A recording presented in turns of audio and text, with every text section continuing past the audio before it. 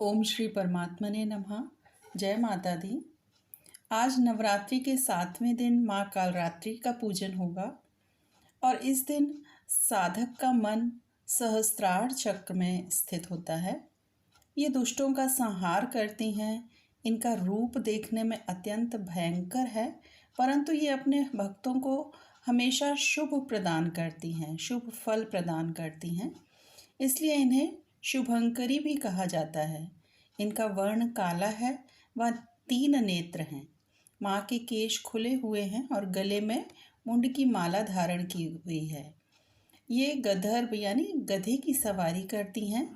इनके नाम का उच्चारण करने मात्र से ही बुरी शक्तियाँ भयभीत होकर भाग जाती हैं। माँ कालरात्रि की कथा। एक पौराणिक कथा के अनुसार एक रक्तबीज नाम का राक्षस था। मनुष्य के साथ देवता भी इससे बहुत परेशान थे।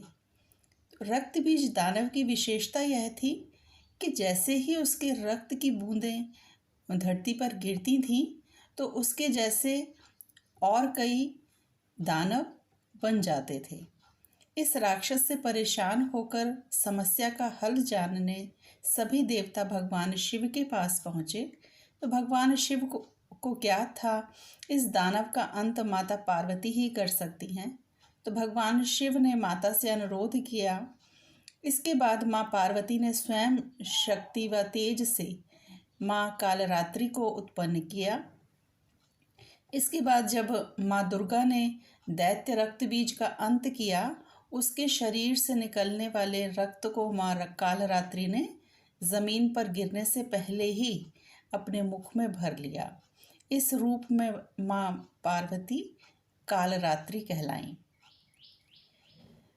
माँ कालरात्रि की आराधना का मंत्र है ओम जयंती मंगला काली भद्रकाली कपालिनी दुर्गा क्षमा शिवा धात्री स्वाहा स्वधा नमोस्तुते।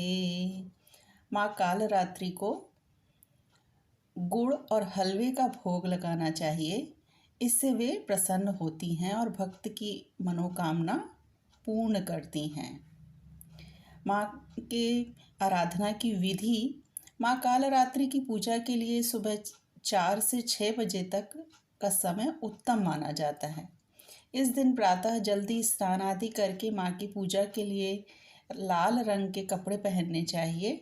इसके बाद माँ के समक्ष दीपक प्रज्वलित करें। अब फूल फल मिष्ठान आदि से विधि पूर्वक माँ कालरात्रि का पूजन करें। पूजा के समय मंत्र जाप करना चाहिए। तत्पश्चात माँ कालरात्रि की आरती करनी चाहिए। इस दिन काली चालीसा, सिद्ध कुंजिका स्तोत्र, अर्गला स्तोत्रम आदि चीज़ों का पाठ करना चाहिए। और इसके अलावा सप्तमी की रात्रि में तिल के तेल या सरसों के तेल की अखंड जोत भी जलानी चाहिए। जय माता दी।